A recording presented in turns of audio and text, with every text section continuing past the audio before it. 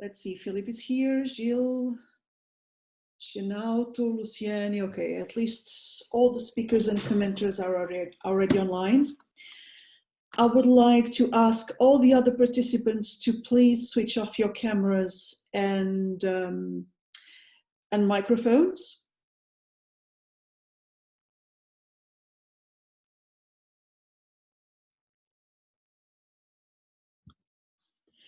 Just a moment.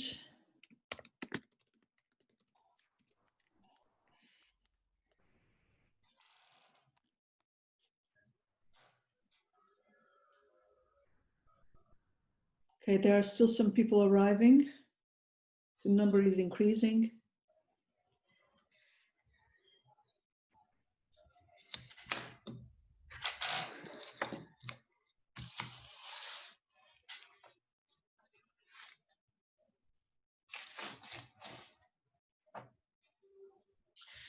Okay, good afternoon, everyone, and a warm welcome to the first online seminar of Social and Solidarity Economy in the Commons.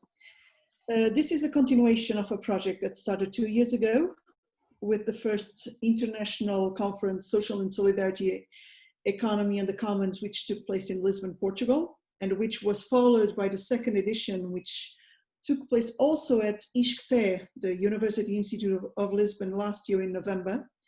This year, because of the pandemic, it's not possible for us to organize a presential event. So we decided that in order to keep and bolster the community spirits that began so earnestly in the last 2 years, we would organize a series of online monthly seminars starting today. It's great to see a lot of familiar faces. Today is the inaugural webinar, so we will very much appreciate your feedback, ideas, and constructive criticism, so that each upcoming webinar will be better and more engaging than the previous one. And also, these webinars are a kind of in-between time, are a kind of in-between strategy in order to prepare what we hope will be our next presential event. We hope that we will be able to gather in person again November next year, if the pandemic will already be enough under control so that it will be possible. Otherwise, we will organize a presential or blended event in the early months of 2022. But anyway, right now I would like to ask all the people from the public to please switch off your cameras and your microphones. This event will be recorded by our colleague Inês Ribeiro.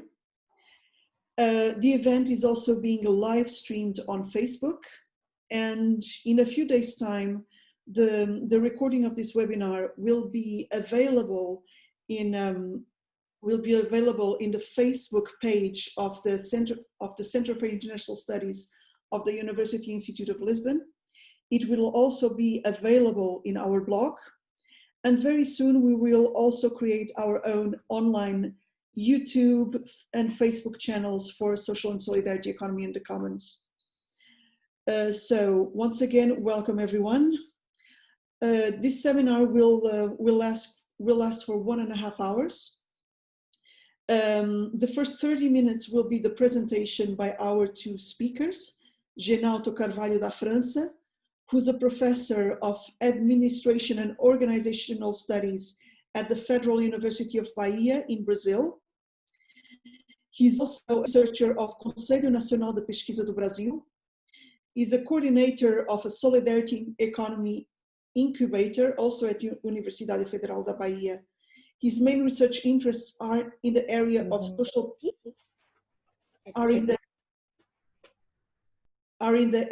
of social management, economic democracy, and territorial development. Genauto is also the coordinator of Núcleo de Pós-Graduação e Administração of Universidade Federal da Bahia. Is the coordinator of the Department for Postgraduate Studies in Administration and Organizational Studies. He will co-present with Philippe Eynaud, who's a professor at University Paris 1, Panthéon Sorbonne. His research and teaching focus on solidarity as a strategy for organizational development, theory of organizations, democratic governance, and solidarity-based economy. After the presentation by Genauto da França and Philippe, we will have comments by Luciane Lucas dos Santos, who's a researcher at Centro de Estudos Sociais, the Center for Social Studies of the University of Coimbra in Portugal. She's a coordinator with Professor Pedro Espanha of ECOSOL, the research group on solidarity economy, and her main areas of interest are in feminist economics, feminist aesthetics, and solidarity economy-based initiatives. Another commentator is Gilles Penha-Lopes, who's a researcher and lecturer at the Faculty of Sciences of the University of Lisbon. He's a biologist working on sustainability and regenerative development, and he's also the co-founder of ECOLIS, the European platform of community-led initiatives towards sustainability and climate action. So right now I would like to open the floor to Genauto da França and Philippe Eynaud. Please, now the floor is yours. You have half an hour for your presentation. Thank you. Thank you so much, Anna Margarida, and thank you also to the organizer of this web seminar. It's a pleasure for us, Genauto and I, to have this opportunity to present our book. I will share my screen in order to give you access to the slides.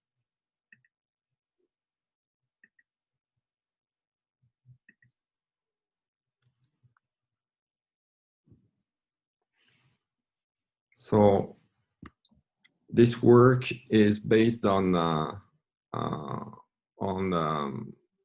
question of solidarity as an unthought of organization. That's the question that we will work with today.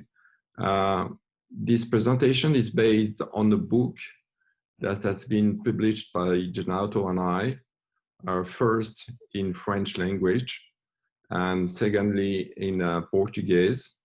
So this book is some kind of a dialogue between France and Brazil, between two cultures, and also between two hemispheres, north and south.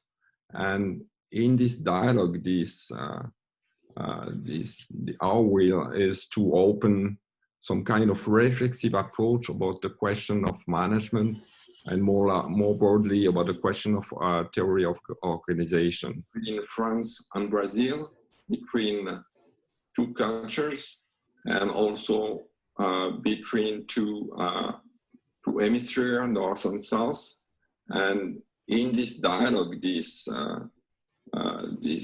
our will is to open some kind of reflexive approach about the question of management, and more broadly about the question of theory of organization. In France and Brazil, between two cultures, and also between two...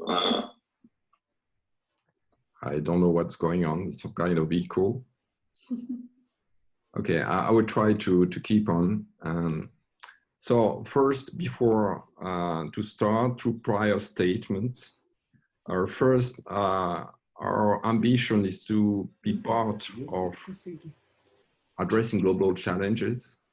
And we think that we do need some solidarity-based local solutions.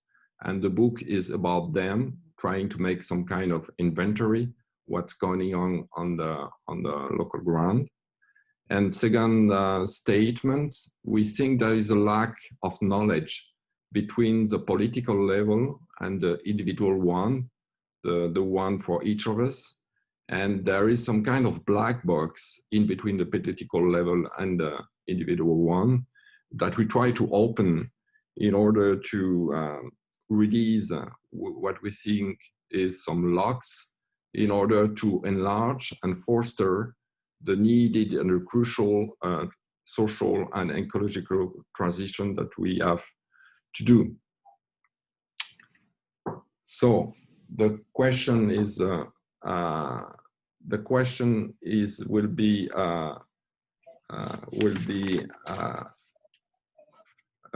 about 4 points. These 4 points are the 4 chapters. The 4 chapters of our book. And the first point would be about solidarity and the history of organization. The second point would be how to reinvent solidarities. The third point we would like to, the third chapter would be how to strengthen solidarity into the organizations. And the last one would be some kind of conclusion in order to bridge 2 concepts that we are working with, concept of solidarity and the concept of the commons. I will present chapter 1 and chapter 4, and my colleague Genauto will present point 2 and 3.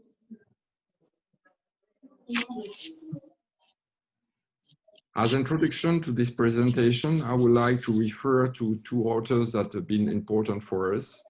The first one is Eynaud, when he says, act so that the effects of your action are compatible with the permanence of authentic human life on Earth.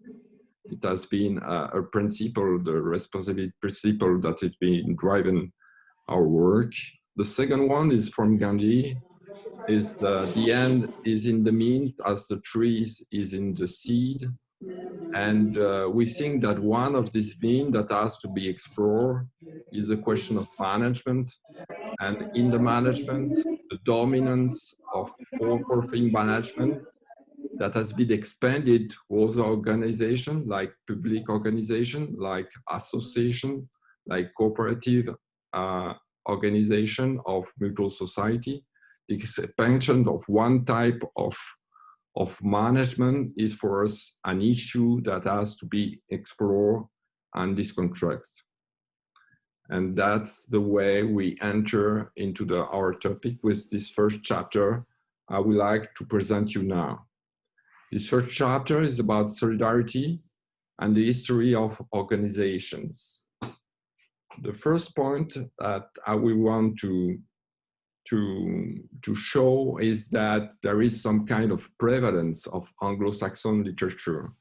We base this point of a book published by Cummings, Brickman, Ashard, and Wallison. The title of the book is A New History of Management. It has been published by Cambridge University Press. So it's coming from Anglo-Saxon authors. We make a critique of this prevalence. They show 2 important points. One is that when you compare this management science, for example, to architecture or to medicine, you will see that this science is coming very late in history. The starting point is given with Taylor, the 18th century, and nothing seems to have happened before. The second point that is some kind of oddity referring to management science is the idea that most of the content that has been published in the academic review is related to example empirical data coming from the United States of America or England. Again, there is some kind of statement that has to be done. It's the work about management science. It's some kind of Anglo-Saxon centric work. With these 2 elements, we start to think about the history of the management thought and the history of theory of organization. Usually, the initiator of the discipline are named through Adam Smith and Max Weber. But from Adam Smith and Max Weber, some kind of truncated reading is made or partial reading is made. From Adam Smith, the idea that is often kept is the notion of invisible hand. The idea from this concept is that when you make the addition of private interest or selfishness, you can get as a result the richness of nations. And for Max Weber, what is kept is the idea that he offered to us a new concept through the concept of bureaucracy. And this bureaucracy as a scarecrow or specter of what should not be done into an organization. So we have this, with the two initiators, some kind of promotion of liberty of entrepreneurship, and with Max Weber, what has not to be done and what is made into a public organization. Then the science of management starts with Taylor and Mayo in 19th century, and they are creating what has been called after that scientific management. And Taylor worked with a clock and make some measure of time on the production line of for-profit organization.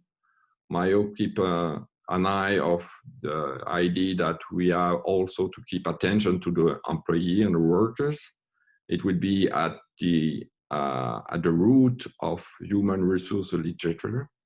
But both authors, Taylor and Mayo, did not think at all about solidarity, even if they are contemporary of the emergence in continental Europe of social economy and the emergence of cooperative association and mutual society. From their point of view, management is scientific when it has nothing to do with political dimension. One author is interesting to notice is Burnham. He made a very popular book which title is Managerial Revolution.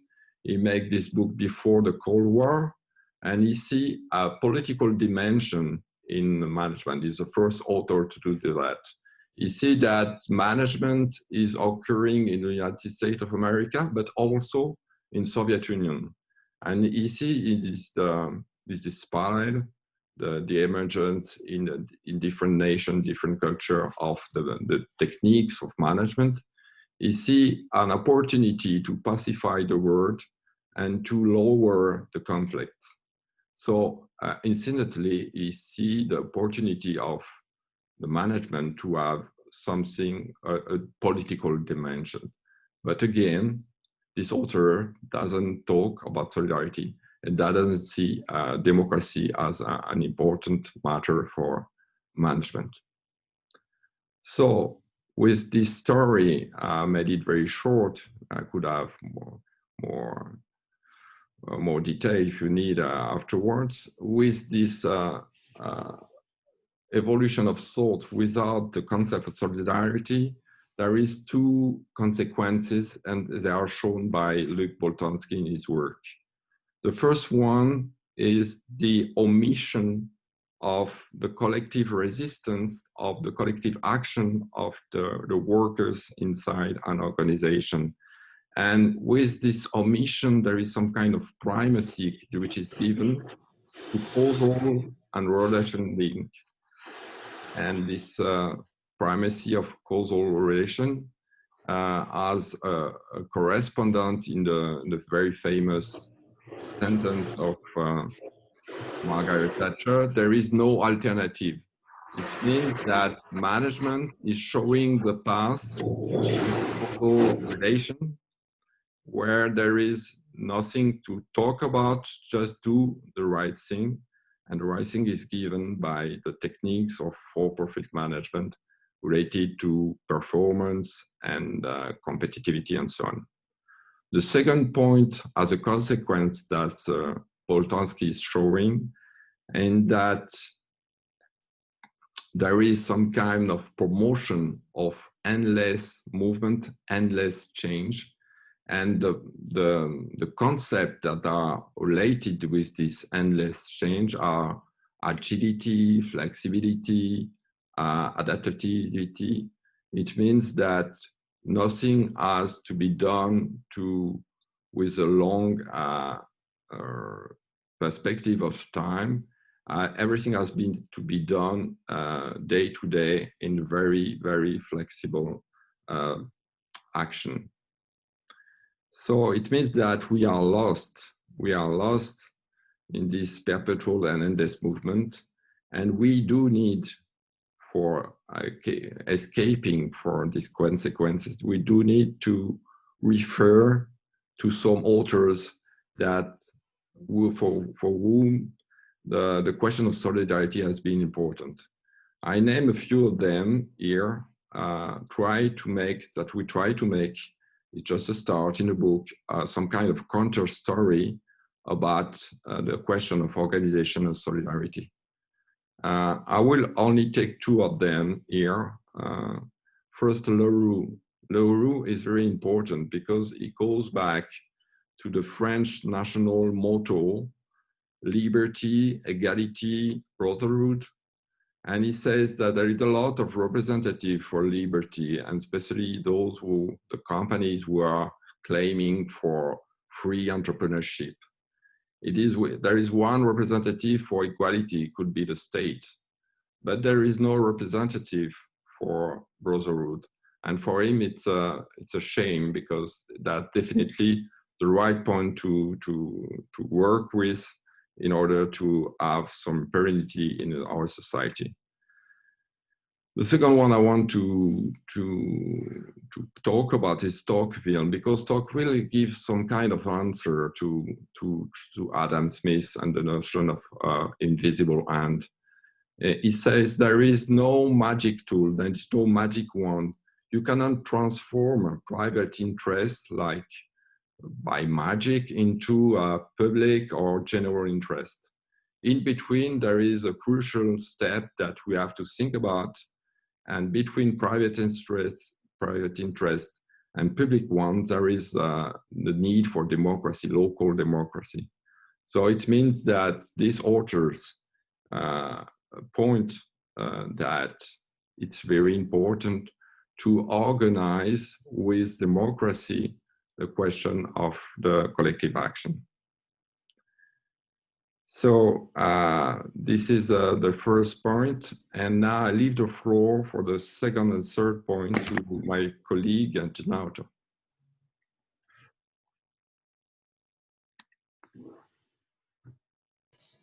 So thank you, Philippe, and thank you, Anna. Hello, Luciana, Gilles, and hello, everybody.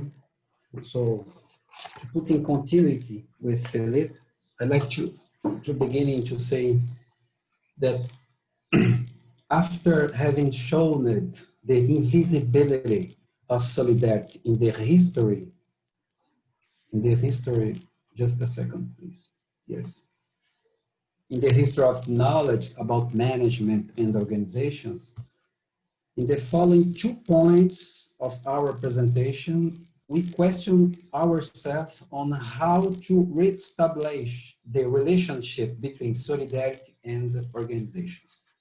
In that, we are interested in understanding the conditions of addressing the organizational issues through the solidarity approach by asking how to organize solidarity, or how to reinvent solidarity in organizations.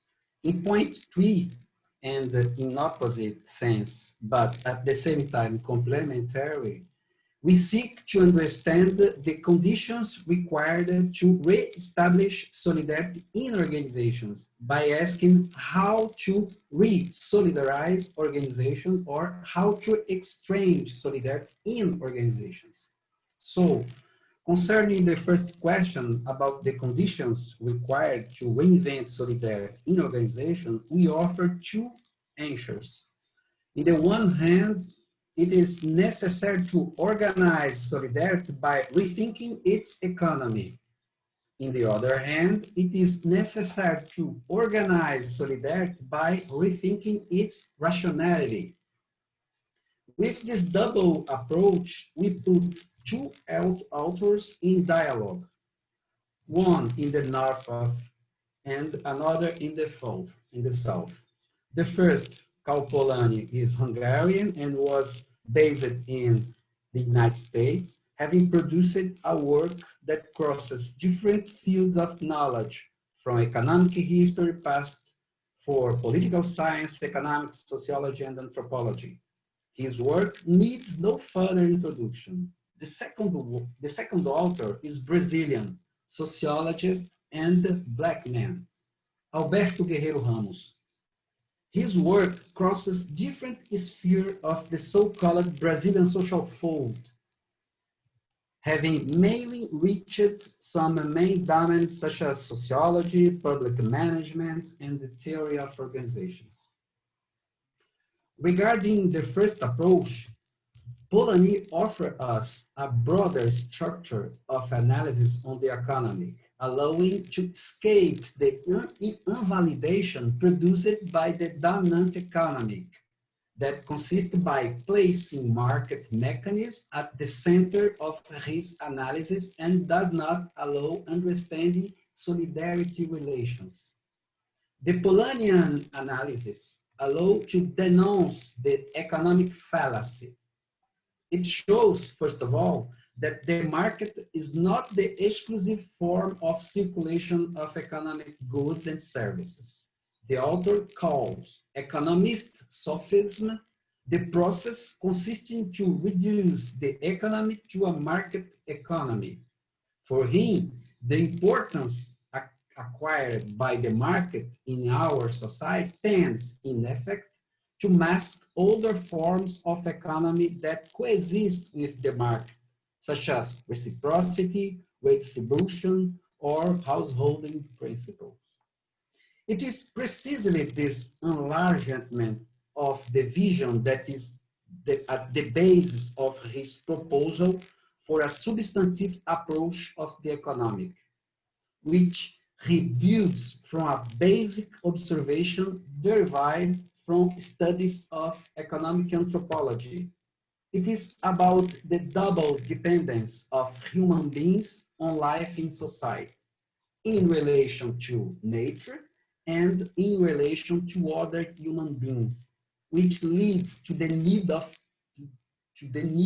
for a double solidarity.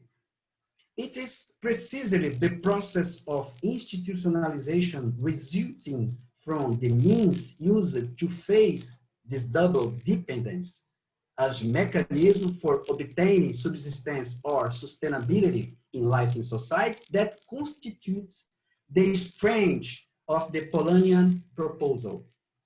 It opened up the possibility of rethinking, one, on different economic logics, including mechanism of solidarity and their respective institutional arrangement, in addition to the logic of the market. Two, on the interaction between these different economic logics, including the market, and the various possible institutional arrangements. And three, on path and possibility for redefining market relations. Already, in the second path of response, Guerreiro Ramos, particularly through his last great work, a book called The New Science of Organization, published by 1979, proposed in a way to complement and expand in the organizational field the work initiated by Polanyi in the economic field. In fact, in his book, Guerreiro Ramos suggests a critical refundation of conventional organizational theory, whose teaching were, according to him, within the proper limits of an organizational theory born and developed from fundamentally the typical reference of a specific model of society, the market-centric. Its objective is, I mentioned him, to contrast a model of analysis of social systems and organizational design of multiple centers to the current model centered on the market, which has dominated private companies and public administrations for the last 8 years.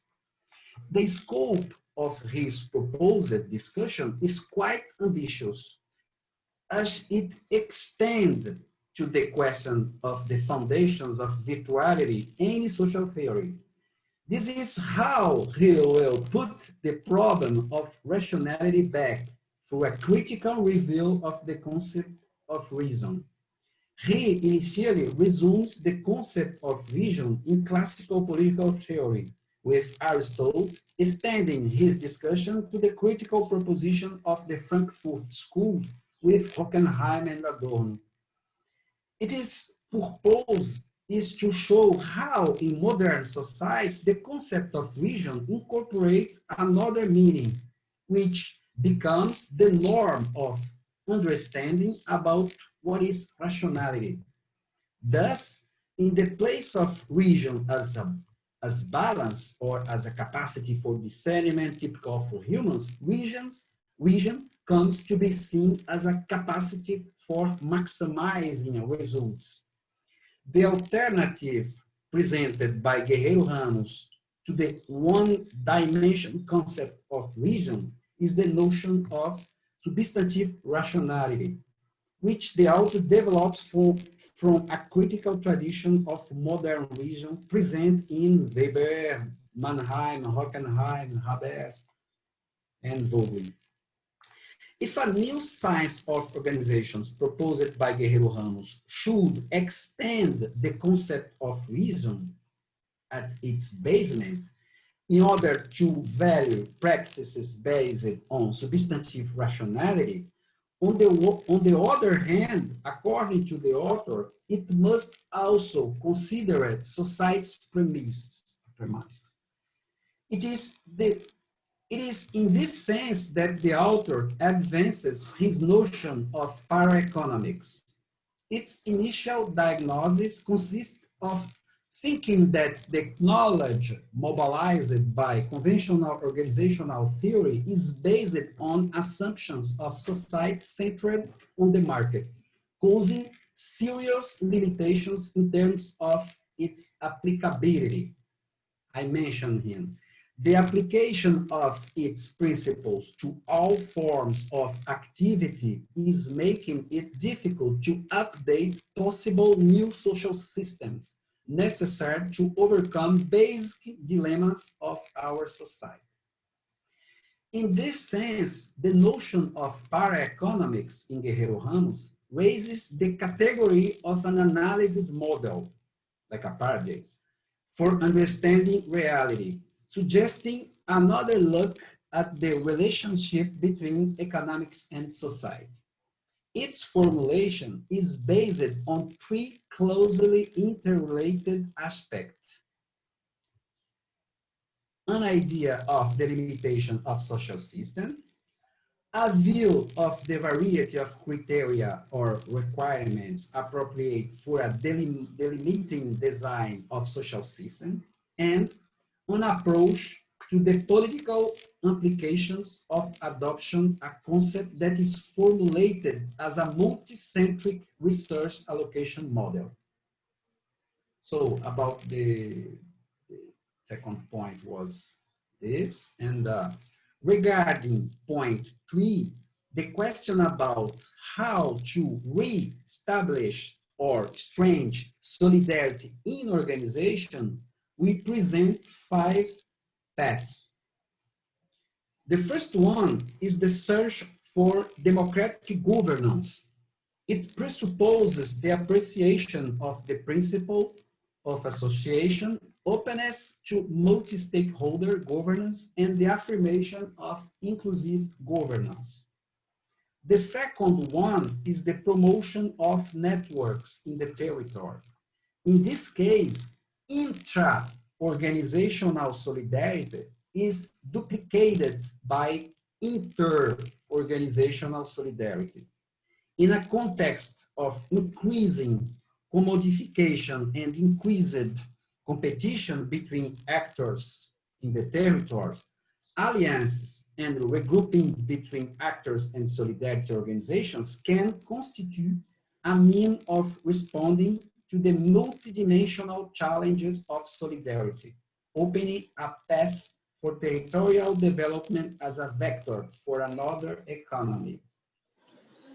As a third way to exchange solidarity in organizations, we propose the search for reconciliation between the economic and the social. It reveals the inseparable character of the relationship between economic and social of such organizational dynamics. This means that from the point of view of the purpose of management, the purpose of economic and financial viability cannot take precedence over the objective of social utility. Likewise, from the point of view of management process, technocratic governance does not take precedence over democratic governance. Reconciliation presupposes a balance between these four terms. A fourth condition is democratic embeddedness of work, nature, and money, the commodity fictions, the fictions commodity. It presupposes the search for mechanism for democratic reappropriation of work, nature, and money. In the first case, it is a matter of looking for an alternative, both the scarcity of work in the form of employment and the precariousness of work through the encouragement of collective experience of access to rights to associate work, investing in several examples for solidarity economy experience. In the second case, it's about promoting collective management practices of the territories to guarantee the role of local actors in the management of their own resources. In the third case, it is about promoting democratic appropriation of money through the use of social and local currencies. Finally, the emphasis on social innovation comes from an elementary question: how to define the nature of innovation in process of decommodification of land, labor, and currency. The institutional arrangement built through this experience point to the limit of the concept of technological innovation to reflect such experiences. This situation opened a new agenda to rethinking the relationship between science, technology, and innovation. So, you can go again, Philippe.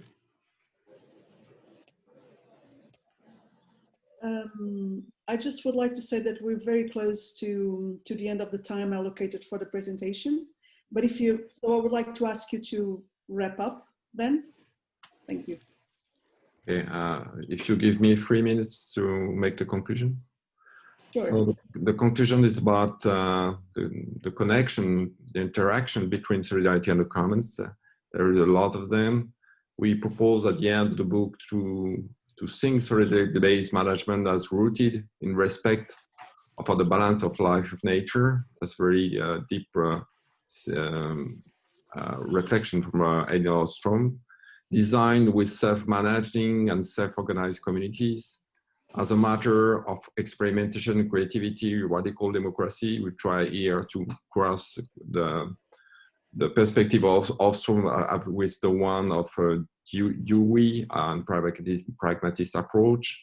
We also try to go back into history and to avoid the short-sighted management by referring to good life, buen vivir, Samuel Kamana, and conviviality, and to go back also to the culture, the wisdom of Native American and Amerindians.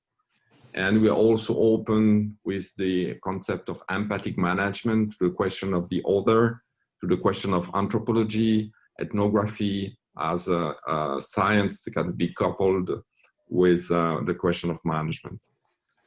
So just to finish, we think that there is some perspective for research trying to think more about inter-organization cooperation and alliances.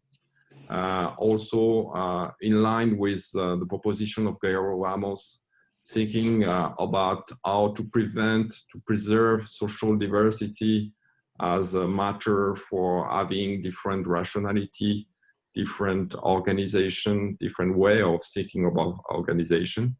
And last point, referring to the work of Castoriadis, developing a new imaginary of collective action, imaginary more driven, no more driven by the mere competitive action and competitive regulation, but more by solidarity and emancipation. Thank you so much for your attention. Thank you so much, Genauto and Philippe, for this very comprehensive and very thought-provoking conversation.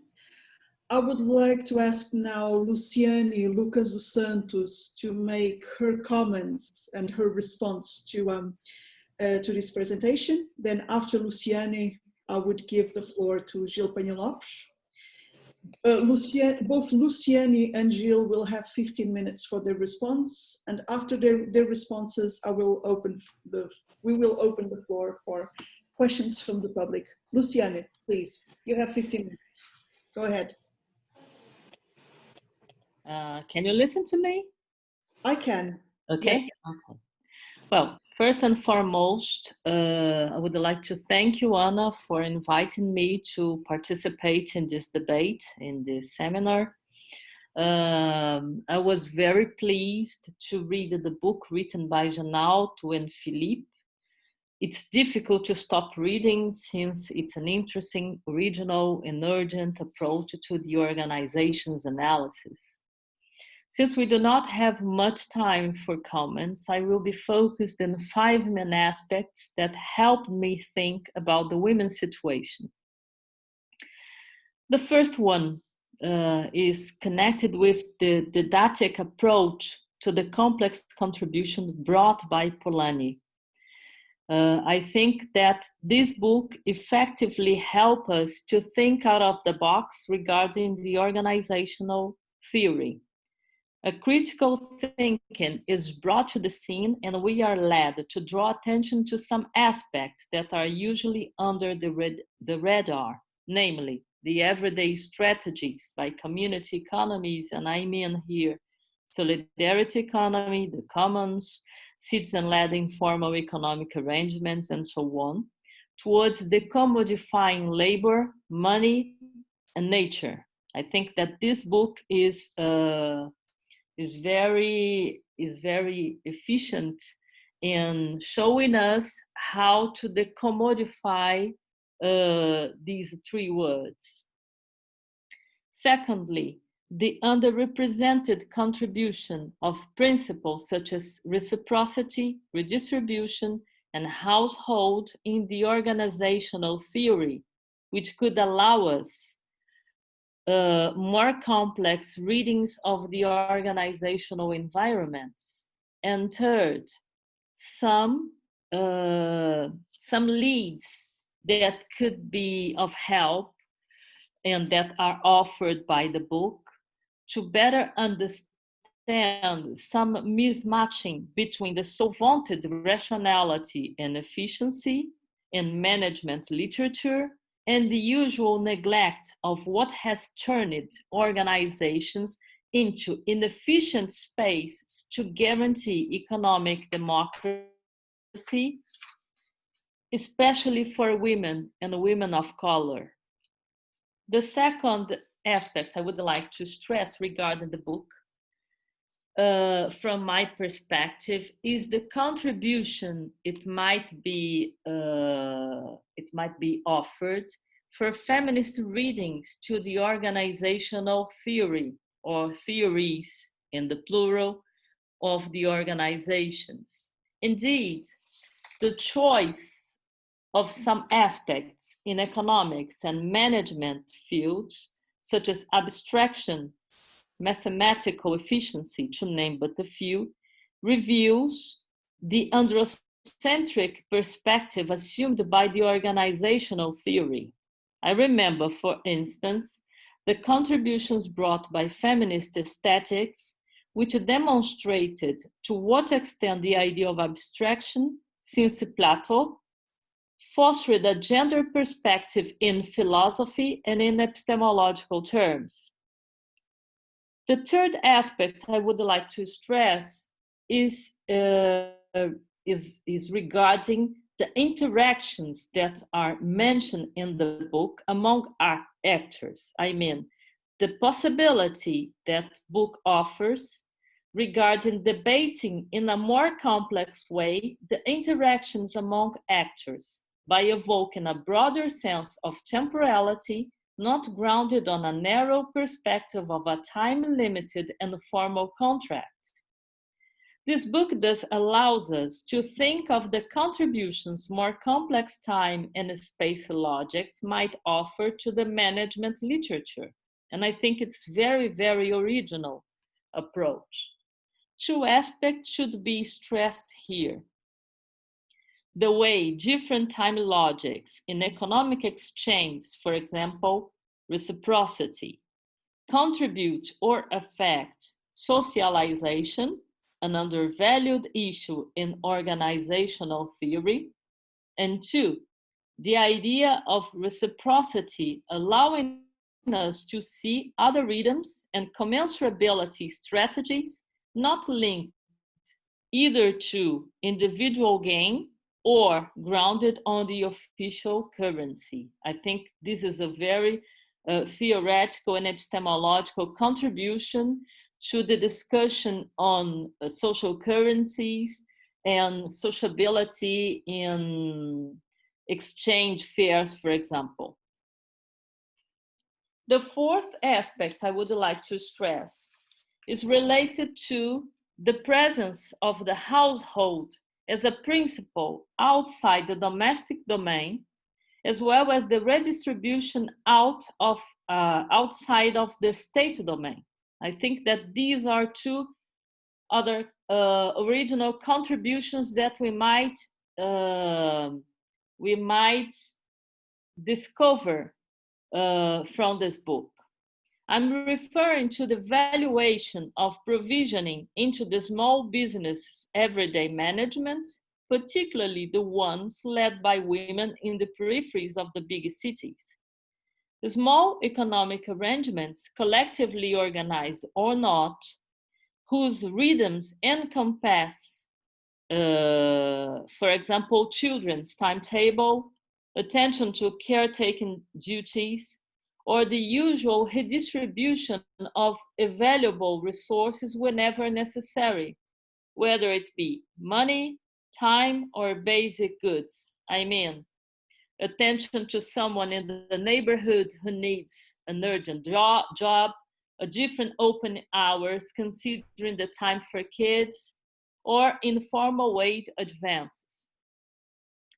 And the fifth aspect I would like to highlight has to do with the decommodification of labor, money, and nature that was mentioned in the book.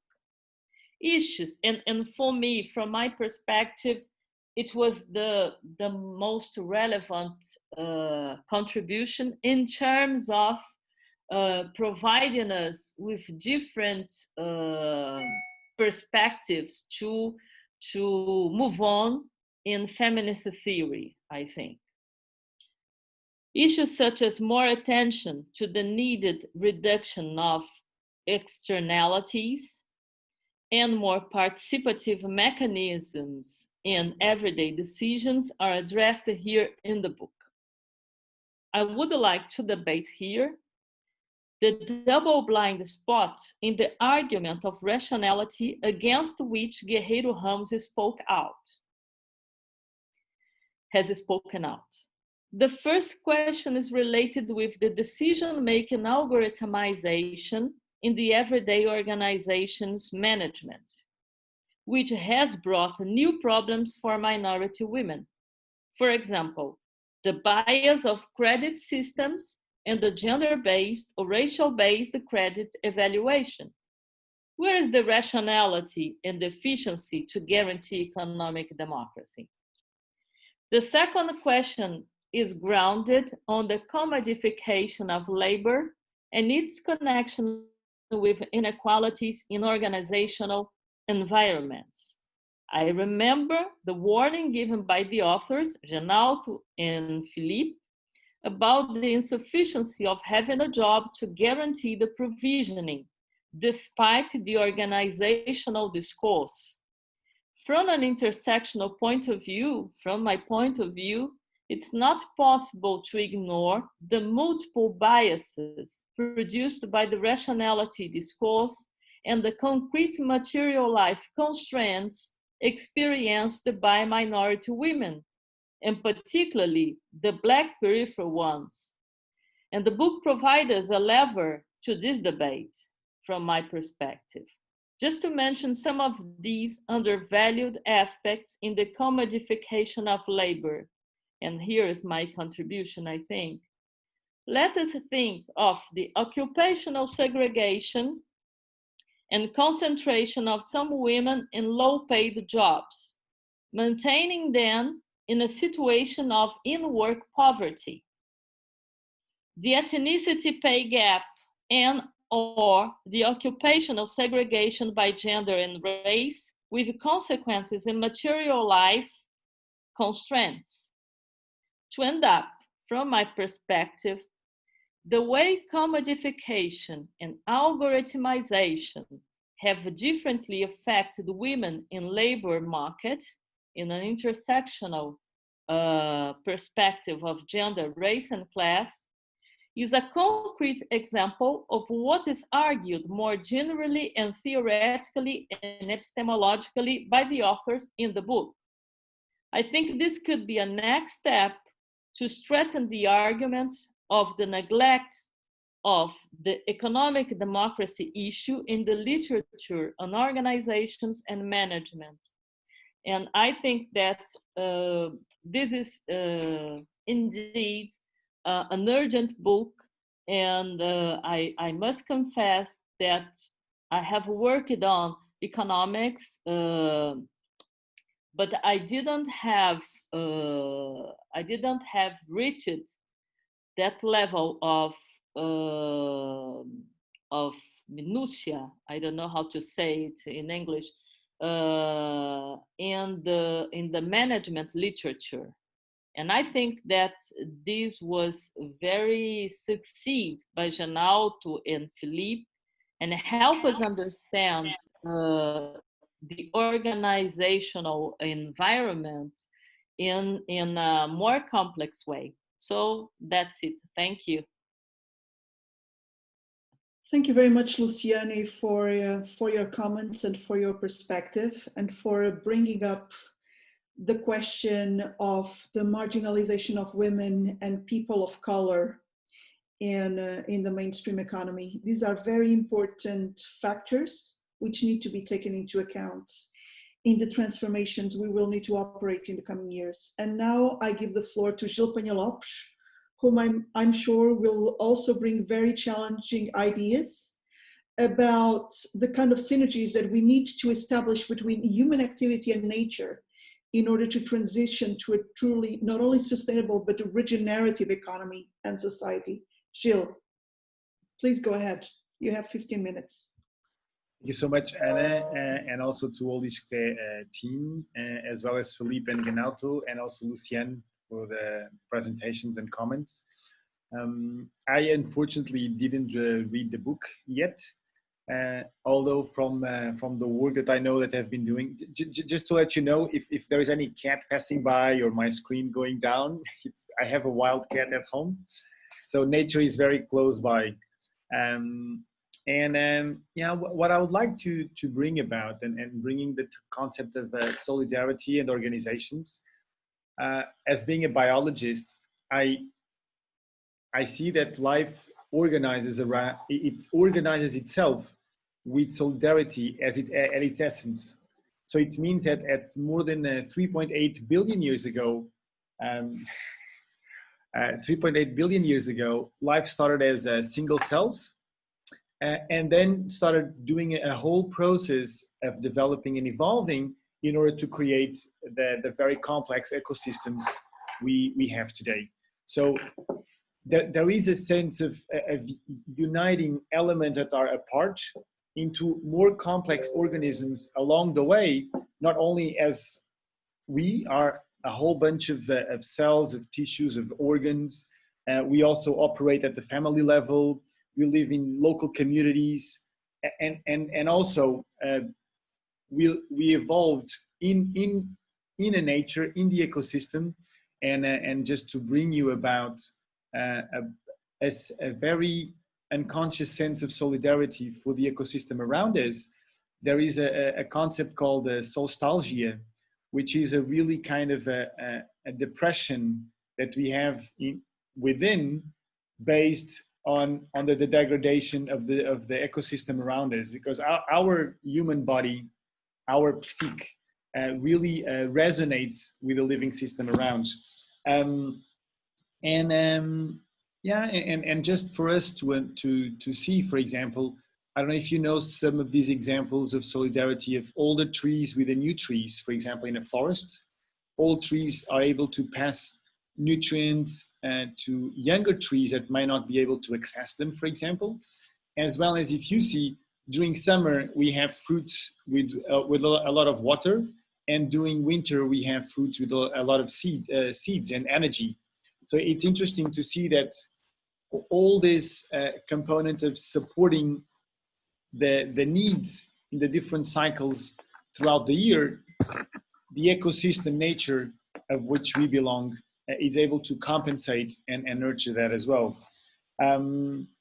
Yeah, one of the things I would also like to bring here, it's the aspect of nested systems. Nature works in nested systems. So in my body, I have my cells, the tissues, the organs, the human body, and then it goes up into the ecosystem. And it's interesting to see that life only thrives if we manage to have a solidarity level between systems. So my organs, they need to support each other and the human body, but also the tissues and the cells, they all need to support each other. And this leads us to the concept of guild, which is very used in ecosystems. Like, for example, a tree cannot sustain itself by just being a tree. It depends on the worms and the bacteria on the soil, and in order to degrade some nutrients in order for the tree to be able to absorb. The tree needs the bees in order to pollinate, the flowers in order to create the fruits. So there is a whole level of relationships that manage to create a healthy guild, which is a kind of the minimum healthy system where life thrives, let's say. So, and most of life operates with collaboration and solidarity in order to bring what we called in the regenerative development, vitality, viability, and evolutionary capacity for any system. And for me, this is what a real economic model should provide. All these three systems. And it needs to bring energy into the system, resilience, and a capacity for the system to become healthy, which the other two bring, vitality and viability, and then a capacity to evolve. And I think that at this level of during these COVID times, I think humanity is being invited to evolve, and of course to bring a lot of these elements of solidarity and into our organizations, oneself, from the family level into a very, let's say, corporations and the like. And interestingly, when I in the university, when I bring to students and in some other conversations, the human being is the only natural being that is able to be unemployed. So we are the only element in nature that might be feeling out of function, without a function in the living world, just because we have an economic model that tells that you don't have a function. And so for me, as a biologist, we really need to go through a big shift in the economic model to really bring some of these life principles into how we operate. For me, it's really about some of the things that were mentioned here. So everybody needs to be able to survive, be able to accomplish his own mission and what's coming from within, and make all our systems becoming healthier a long time. And The other thing that it usually I find is that we tend to bring a lot these explanations a lot from the rational mind. And one of my feelings, I work a lot with local communities and different cultures, and I feel that most of you also do. And recently, for me, solidarity, it's really embodied in not only on the empathic dimension of the human being, which for me is also a skill that needs to be developed, but also the emotional body that most of us have a bit dormant, sleeping. And I've been feeling that when I'm in groups that there are, for example, big tensions, and they are usually separated from each other, different groups or people, so we don't see a lot of solidarity between them. I usually tend to see from the work I do that it's mainly through about creating relationships between these groups, between these people, sometimes going to things that happened in the past, that a lot of solidarity starts coming into these groups. It's not about explaining more why solidarity is better, why everybody would improve by doing X and Y regarding solidarity, but it's really the feeling that we are on this together. And although we see the other as different because of many aspects, really feel that that can bring a benefit into what we are doing together. And for that, I feel that people have to leave their own roles when they are in meetings as the banker or the executive or the municipality technician or the researcher, and really start coming up together to solve a challenge, to go through a research, whatever, but really as people with roles. And at that level, I saw a lot of solidarity, empathic, and a sense of one, which for me, it's really the essence of being of solidarity. So yeah, I would like to bring a bit about that. And when I also work a bit at initiatives with, it was mentioned at the last chapter, these imaginary of the collective action, several differences between having a cognition about what the future should be, really doing a guided meditation that individuals do individually about what the future could be about. So it's a guided meditation without telling a lot, and many other things arise from the subconscious. And the third thing is about when people start manifesting, for example, in a theater room, what their city should be like, the collective action arises something else. So it's these three things that I'm also curious. I never did a research on them, but they have been very different. The outputs, depending on the methodologies of how to create the future. So I also feel that there is a lot of development needed on how we do things, because it influences on what we end up co-creating.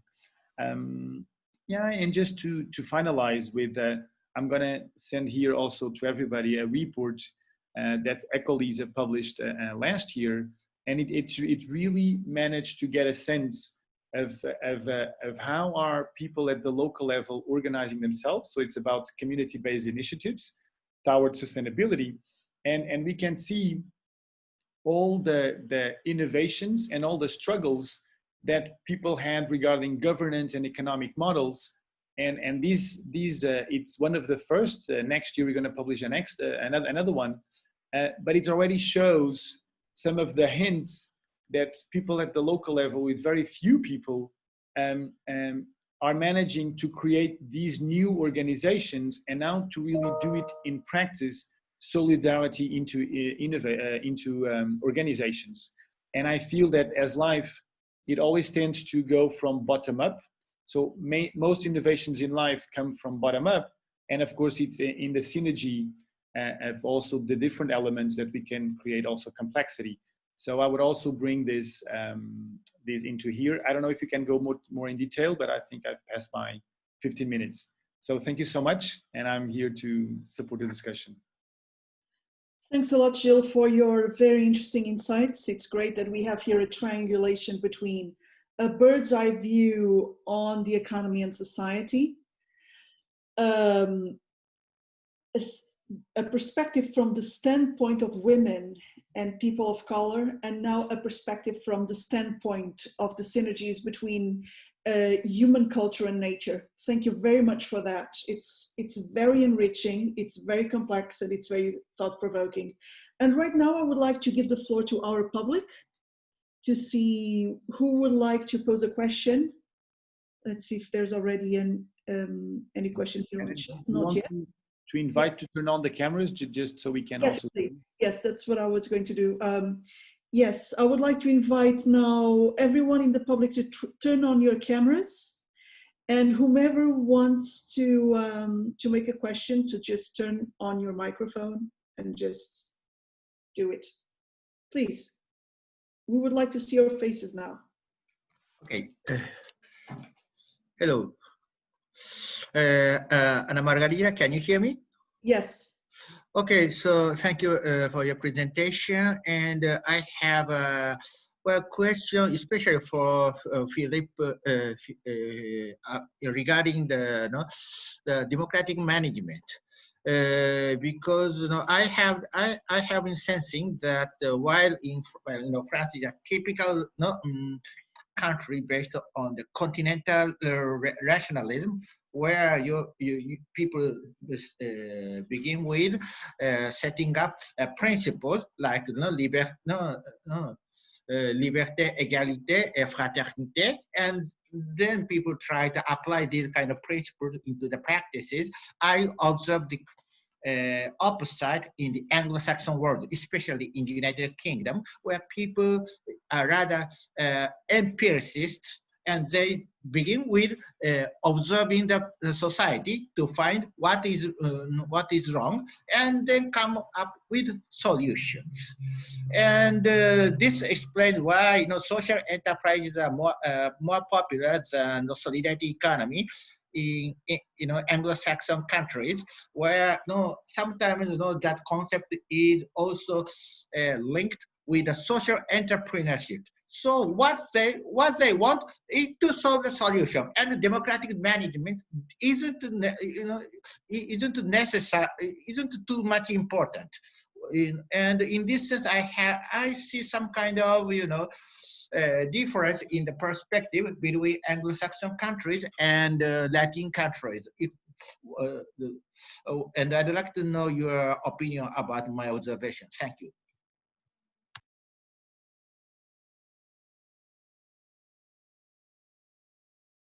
Okay, Philippe? Should I answer right away? Will we take some more questions? It's up to you, Anna. Okay, is there anyone else who would like to pose a question right now?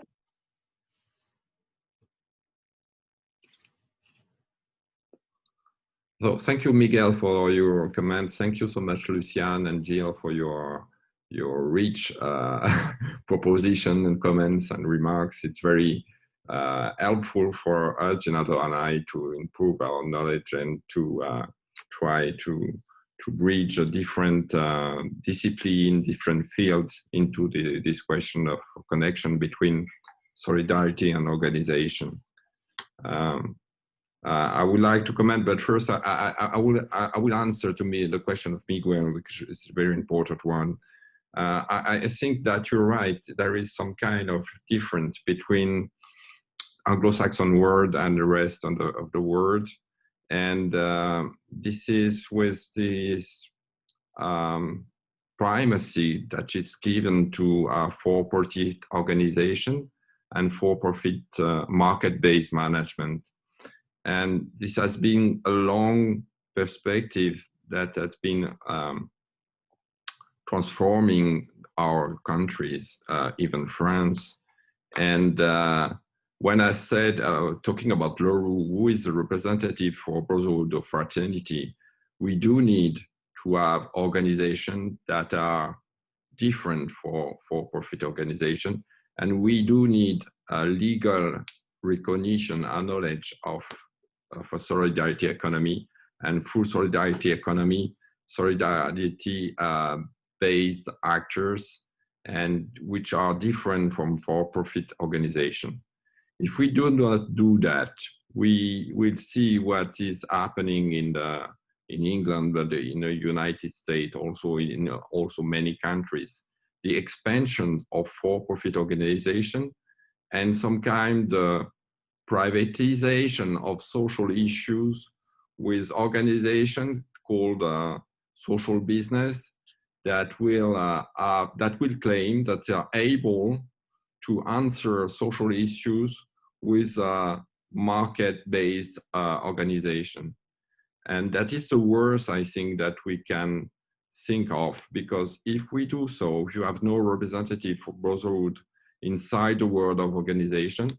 And if we cannot stop the expansion of for-profit management into other organizations that are very different, like association, cooperative, public organization, we see now with the pandemic issues that in France, but in many countries, that we inherit for many years of expanding instrumental formal management into hospitals.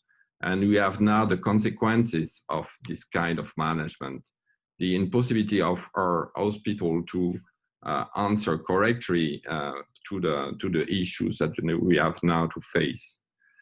That's why the conception of theoretical conception of Guerrero Ramos is very helpful, because he talks about different enclaves. He talks about preservation of the diversity of organization. And I think that's a very key point, to think about this diversity of organization, and also to think about the scope of the management. As Luciane said before, there is some kind of limit of the management, usual basic for market-based management. It seems to be that it ends with the limiter of the organization. What is outside the organization, we don't care. We don't care about emotion. We don't care about reproduction. We don't care about people when they are at home, when they are working at home. We just focus with for-profit management, what is happening inside the organization, and how you can translate the activity of for-profit organization into figures, into margin, into profits. And yeah, the key element for me is to have the expansion of scope and the capacity, by expanding the scope, to integrate the democratic perspective inside the organization. It's a double work that we have to do. First, to open the perimeter of management outside, and then to bring the question of democracy inside the organization. And by doing so, the idea is also to preserve the diversity of organization. And I was very interested by what Jill said about the body, emotional body, the nature, the tissues, the organ, the cells, this diversity that we have inside the body of a human being. We have to preserve it in the diversity of the organization, to preserve the health of the economic environment, and the capacity not only to make margin and profit, but also to answer all the global needs that the society have. Thank you so much, Miguel. I hope I have answered your question, but maybe I will leave the floor to Genauto. He would like to make some compliments.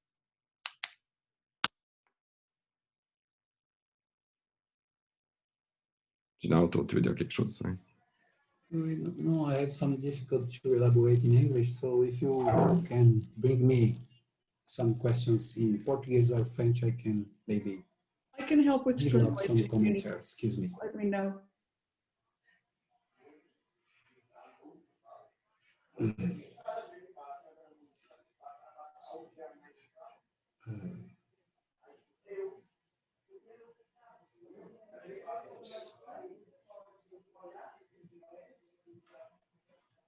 Ah, sim, vocês estão esperando que eu faça um comentário geral, é isso?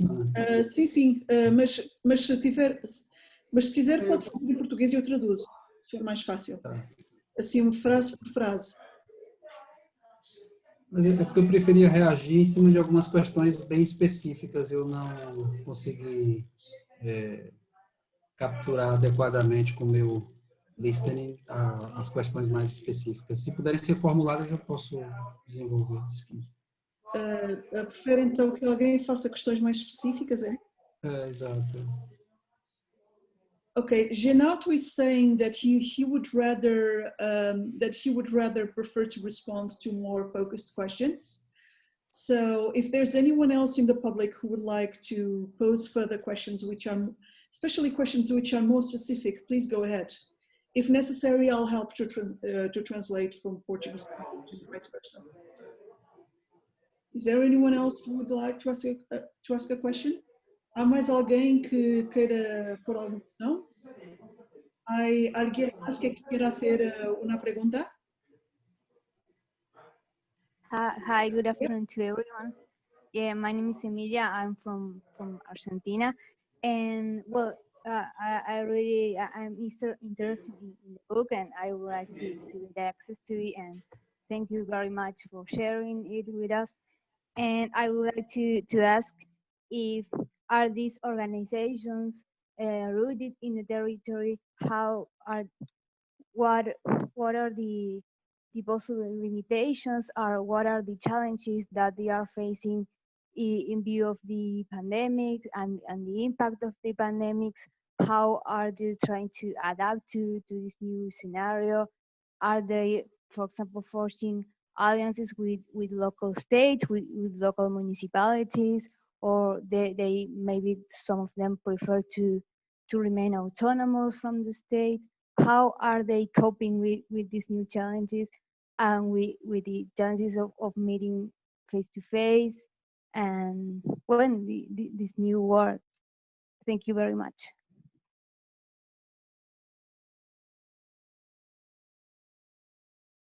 Thank you, Emilia, for your question. It's very, very good one. We explore this idea that the resistance, the capacity of the local territory is crucial now, facing the global challenging the question of social and ecological transition.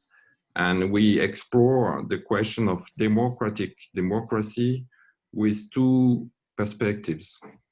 The first one is the idea that we definitely need to cooperate more closely within a local territory.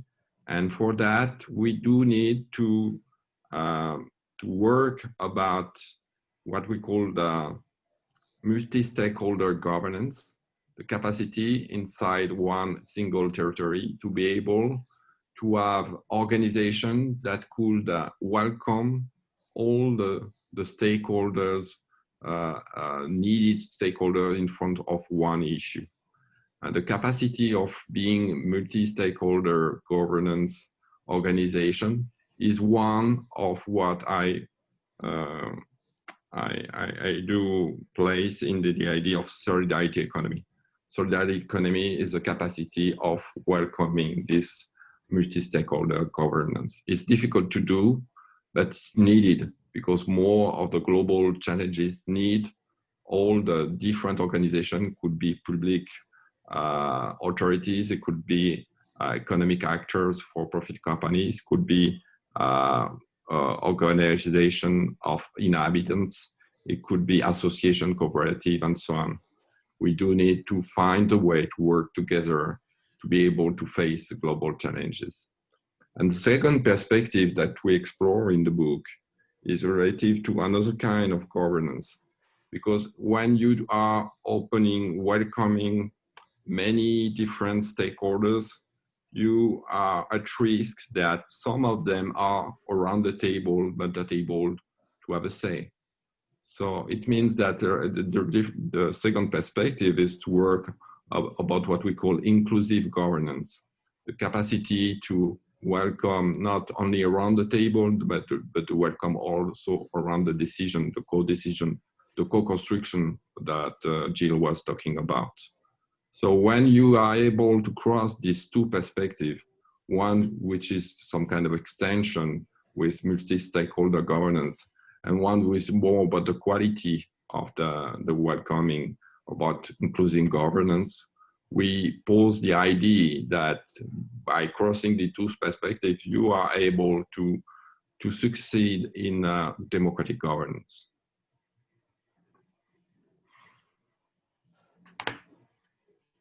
You want to say a word, Genauto? Ana, eu vou fazer algumas considerações rápidas em português, pode ser? Tudo bem. Emília, necessitas de tradução ou entendes em português? Okay, so if you don't mind, I might just make a summary. I might just translate into English so that the other people in the audience might be able to understand in case they're not fluent in Portuguese or Spanish. Genauto, please go ahead. De certa forma, a discussão que a gente propõe no livro recoloca uma dupla abordagem da relação entre política e economia, que é, em certa medida, uma defesa de um caminho em direção à reterritorialização da economia, por um lado, e a globalização da política, por outro lado. Okay, in our book, we propose a reframing of economics in the direction, on the one hand, of a reterritorialization of the economy, more broadly, and of supply chains, more specifically, and also a globalization of politics. Isso tem a ver com os caminhos e os meios necessários para enfrentar as grandes insustentabilidades que orientam grandes dilemas da contemporaneidade, né, que a gente veio abordando desde a introdução, como é o caso da insustentabilidade ambiental, da insustentabilidade socioeconômica, né, e que se constrói hoje em torno do que a gente chamaria de uma insustentabilidade política. The purpose is to make our social and political systems more resilient, and social, political, and governance systems more resilient to deal with what we can call the big insustainabilities: environmental insustainability, social insustainability resulting from increasing socioeconomic and political polarization, and also what we call political unsustainability. Essa insustentabilidade política tem precisamente a ver com o problema do enfraquecimento das democracias, né? Por isso que a gente falou aí da importância da globalização da política, o enfraquecimento das democracias diante do poder da chamada governança corporativa internacional hoje. Então isso recoloca, desculpa, isso recoloca... Okay. So the concept of political unsustainability has to do with the difficulty that representative democracies have to face pressures from so-called corporate governance. Isso é um desafio de proporções absurdamente grandes diante dos efeitos, né, dessa governança corporativa mundial, cujo uma das incidências principais é o problema da desterritorialização da economia, né? Então, como enfrentar um contexto tão hostil e adverso, cuja agenda neoliberal vem se fortalecendo, né, muito especialmente o caso brasileiro, com as propostas que estamos fazendo. Aí eu queria só concluir com uma consideração sobre isso. Okay, so the question is how to revert this kind of deterritorialization of economic relations, which is making democratic governance more and more vulnerable vis-a-vis pressures from transnational economic interests. So the question is how to reverse this kind of territorialization without reverting to a kind of situation in which societies are closed upon themselves. So that means how to promote a reterritorialization of economics without leading to added provincialism, and also without putting democracy and open societies at risk. É o que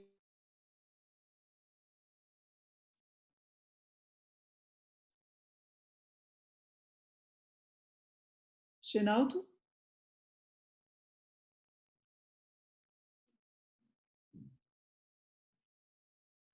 Okay. Seems Genauto is having some trouble with, it seems that there's some trouble going on with Genauto's internet connection. Genauto, can you hear us? Genauto?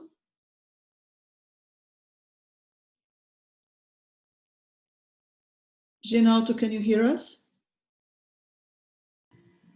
Alô, Okay. acho que caiu. Hello. Okay, so you're back. Genauto está...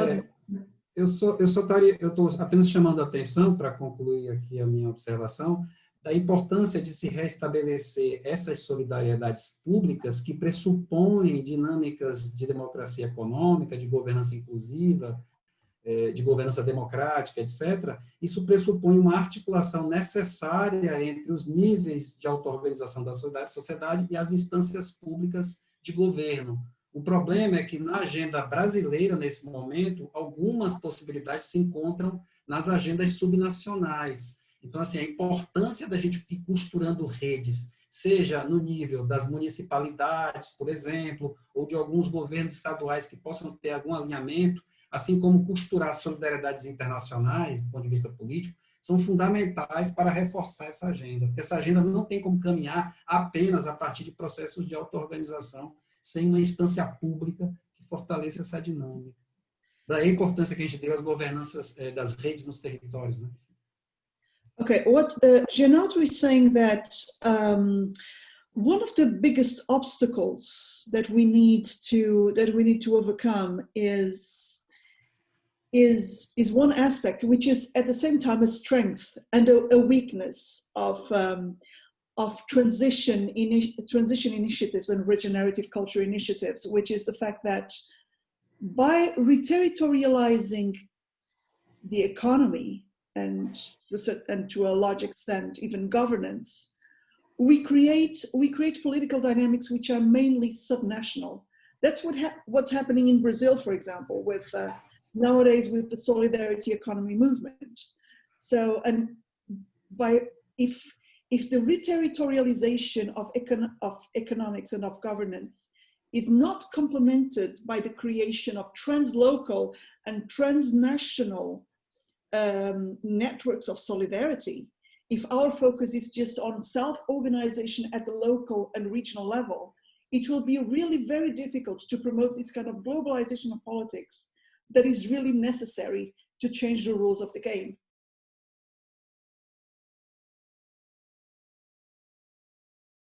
Genauto? I guess that's translocal networks. Yes, I guess that's Genauto is... Quer dizer mais alguma coisa? Esta é a conclusão? Não, era um pouco essa ideia só que eu quis salientar. Okay, so that was Genauto's conclusion.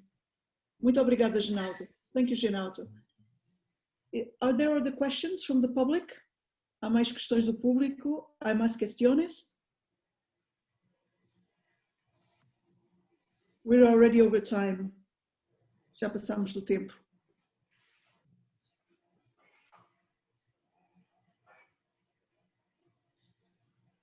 More questions, comments, suggestions?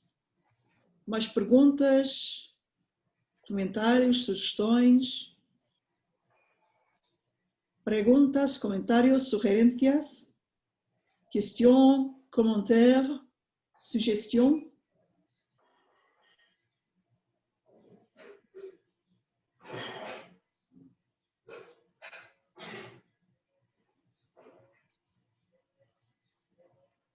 Okay, so if there are no more questions from the public, maybe it's time to wrap up. I would like to ask Philippe, Genauto, Luciane, and Gilles if they would like to make a kind of, a little checkout, if they would like to offer some concluding remarks to this event. Well, I'd like to share that that also the fact that COVID was raised here as having an impact for me, one of the positive or some of the positive impacts of COVID was that forcing these relocalization. People wouldn't be able to move, so connecting to neighbors, also being able to go to the local restaurants and so on. Regarding the food dynamic, many people here in Portugal are now members of a cooperative that produces food, or at least these cooperatives, they got a lot of input, especially during the very strict moments of COVID. Then it decreased a bit. And I think also many people, consciously or unconsciously, also really started getting these questions about what am I doing in life? How am I doing in life? Both family and work and community. And also why am I doing these things? And I feel that a lot of this was also arose in us, and I feel that the solidarity also concept and value also somehow was boosted in one way. But of course, we also have a lot of other examples where it didn't. But I want to still focus on that we're going to take the most out of it, although it can go in some places or in some moments very difficult. And for me, would be about being very present and regardless of the decision, to really be in relationship while we do that. So that would be my checkout. And thank you so much, Philippe, Genauto, Luciane, and also Anna for the invitation. Mm-hmm. And who would you like to be next to the checkout, Gilles? Luciane. Luciane. Okay. Thank you very much for this discussion. I think it was very rich. I think that these latter considerations by Genauto made me think about a dilemma.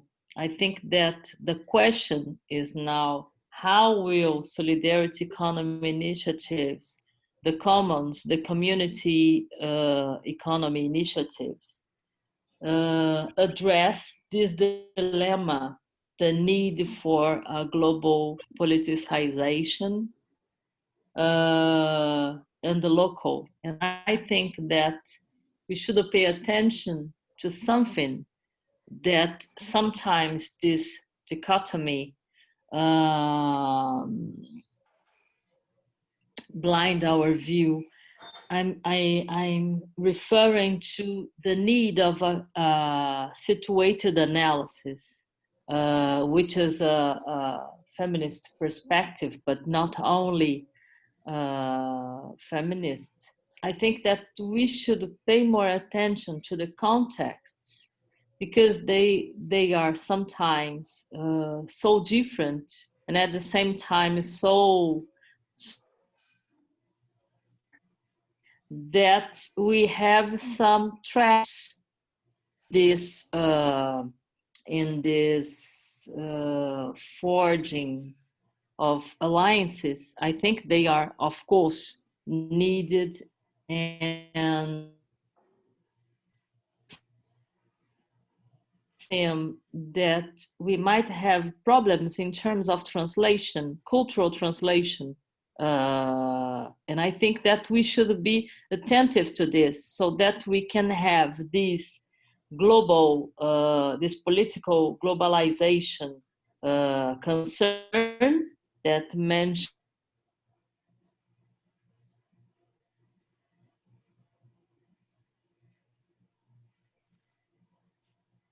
Hi. Can you listen to me? Okay.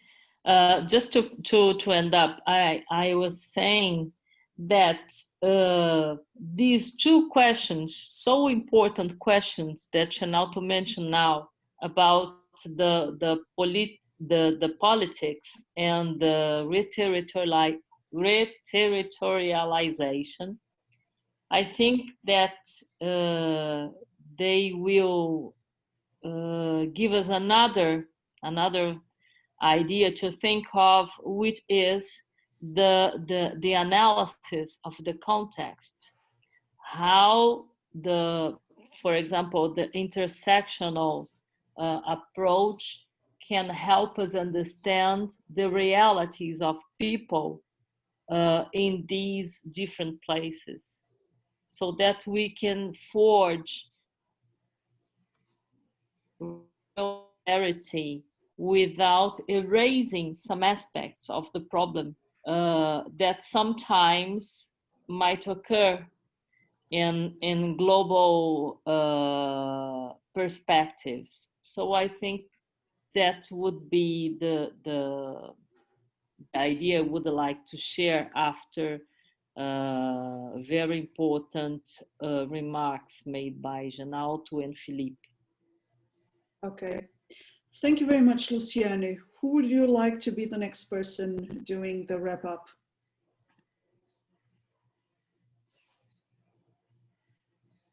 I will. Okay.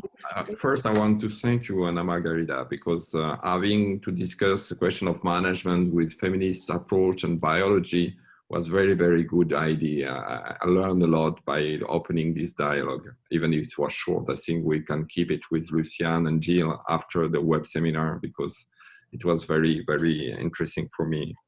I want to say one thing, because you could have the idea after this web seminar that the book that we have wrote, Genauto and I, is very conceptual and about theory and so on.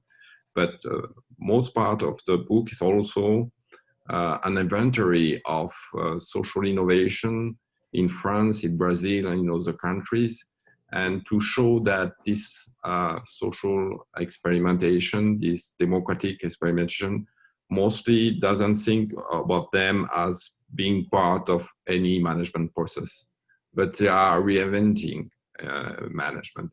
They are inventing authority-based management. So the book is there also to present this initiative, to valorize the initiative, to make some kind of inventory that people are doing things without waiting that academics are able to think about them. But it's also, and I know that Genauto shared that, it's also an attitude that we have when we are going on the research terrain, the idea that we share with people, actors on the ground, we share the idea that we can learn from each other and we can create some kind of new perspective, approach of the conceptual work. Thank you so much, Anna. Thank you, Philippe, for your participation and for your kind words. I now would like to ask if Genauto would like to say some final words to wrap up, please. Just one word. Have you listened to me? Yes. Yes, just I'd like to thank you, Ana Margarida, and your team for this organization. It's a very important meeting. And I'd like to apologize for the difficult myself in listening, especially in following the richness of the comments made by everyone, especially Luciane and Gil. E eu gostaria de dizer uma última palavra em português. I would like to say some more last words in Portuguese. O lugar no qual estamos olhando os grandes dilemas do mundo contemporâneo e as soluções possíveis. Our standpoint, desculpa a interrupção. The standpoint from which we look at and understand the challenges facing the world today and the possible solutions. Que é o lugar da gestão. Which is the standpoint of management. Ele é lugar muito interessante e pouco perceptível nesse sentido de interessante. It's a very interesting but rarely perceptible standpoint. Porque esse lugar da gestão, ele aparece de maneira muito complementar à preocupação nos últimos tempos com a ideia de uma outra economia. É como se a ideia de uma outra economia nos convidasse à necessidade de pensar uma outra gestão. It's because this idea of another form of management is framed as a complement to the debate of the search for another economy. But in reality, searching for another economy also implies searching for another way of managing organizations. E aí eu só concluiria dizendo que esse lugar da gestão, ele é um lugar privilegiado, sob certo aspecto, porque, primeiro, ele tem essa facilidade de relacionar diferentes campos, diferentes saberes, diferentes áreas do conhecimento, de um lado.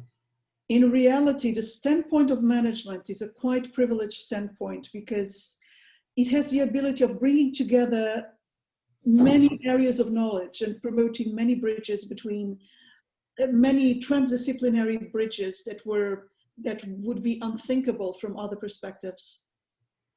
E, ao mesmo tempo, ele é um campo que articula também, tem muita possibilidade de articular o nível reflexivo dos diagnósticos necessários, das análises necessárias dos problemas contemporâneos com a perspectiva mais de ação, né? De construção das práticas, de construção das políticas. Então, é um campo que se situa muito nessa fronteira aí entre a reflexão e a ação, e nesse aspecto é um campo muito importante para olhar e para agir. It's also a very privileged standpoint and also a very privileged field of research because it stands at the crossroads between reflection and action. Management studies are very much about building strategies for action and social intervention. Era isso, obrigado. And that's it, thank you. Okay, muito obrigada, merci beaucoup. Thank you everyone for participating. It was indeed a very rich seminar. We had 23 participants at the peak of attendance. We also had 9 participants watching the seminar on Facebook. This is already a quite reasonable and promising beginning for our webinar series. We have another one coming up on the 3rd Thursday of November. We will send emails, we will send out the information with enough delay for everyone to be involved, for everyone to know which link you should access, and if necessary for registration as well. So thank you very much for attending. Thank you very much for all the great ideas that were brought on the table today, and hope to see you very soon. Bye-bye. Thank you all. Thank you so much.